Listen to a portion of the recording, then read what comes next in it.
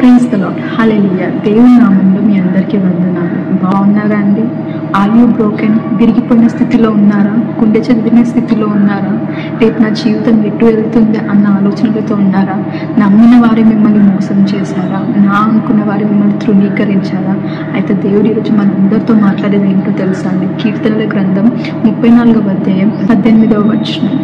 ఈ హృదయం గల వారికి యెహోవా ఆసన్నుడు, నలిగిన మనసు గల వారిని ఆయన రక్షించును. The Lord is close to the broken hearted, he saves those who are crushed in spirit.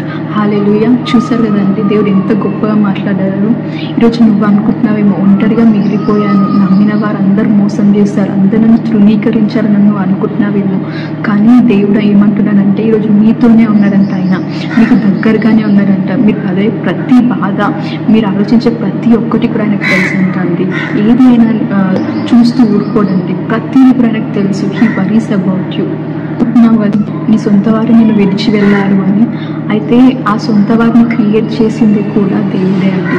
అటువంటి దేవుడే మీతో ఉన్నాడు, మీ పక్కనే ఉన్నాడు. అయితే ఈ విషయమై దేవుడు నాతో చెప్పినది ఏంటంటే, మనం అనుకుంటాం జనరల్గా ఏంటంటే ఈ మనిషి వలన లేకపోతే ఈ పరిస్థితి వలన మనం ఈ స్థితిలో ఉన్నాము, ఇలా కృంగిపోయిన స్థితిలో ఉన్నాము అని మనం అనుకుంటాం జనరల్గా. కానీ దేవుడు నాకు చెప్పింది ఏంటో తెలుసా అంటే, ఏ మనిషికి ఏ పరిస్థితికి కూడా మిమ్మల్ని బ్రేక్ చేసేది లేదు, మిమ్మల్ని బ్రోక్ చేసే అధికారం లేదు. దేనికి కూడా మిమ్మల్ని ఈ స్థితిలో అంటే గుండె చెదిరే స్థితిలో పెట్టే అధికారం లేదండి. ఎందుకో తెలుసా? ఓన్లీ దేవునికి మాత్రమే ఉన్నది అది. దేవుడు అది అలౌ చేస్తేనే మీ జీవితంలో అది జరుగుతుంది, లేకపోతే జరగదు. అయితే మీరు అడగొచ్చు నన్ను, ఎందుకు సిస్టర్ దేవుడికి నేను ఏడవడం ఇష్టమా, నేను బాధలో ఉండడం ఇష్టమా అని మీరు అనుకోవచ్చు.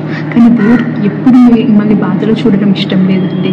కానీ ఎందుకు ఇది అలౌ చేశానంటే, ఆయనకు తెలుసు మీ జీవితంలో ఆయన ప్రేమ ఉండడం ఎంత ఇంపార్టెంట్ అని, మీ హృదయంలో ఆయన ప్రేమతో నింపడం ఎంత ఇంపార్టెంట్ అని. అయితే ఈరోజు మీ హృదయంలో ఆయన ప్రేమతో నింపడం కోసం, మీ జీవితంలో ఆయన ప్రేమతో నింపడం కోసమే ఈ సిచ్యువేషన్ని దేవుడు అలౌ చేశాడండి. భయపడవద్దు, ఆయన మీతోనే ఉన్నాడు. మిమ్మల్ని మాత్రమే ఈ సిచ్యువేషన్ నుంచి బయటకు తీయడం కాకుండా ఇంకెందరూ మిమ్మల్ని ఒక బ్లెస్సింగ్గా వాడబోతున్నారు. హల్లెలూయా. ఎప్పుడు కూడా ఈ ఒంటరితనం అనేది మిమ్మల్ని డిప్రెస్ చేయడానికి అనుకోకండి.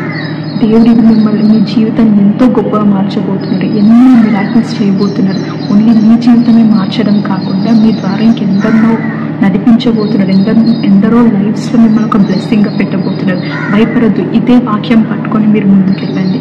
ఆమేన్. God bless you.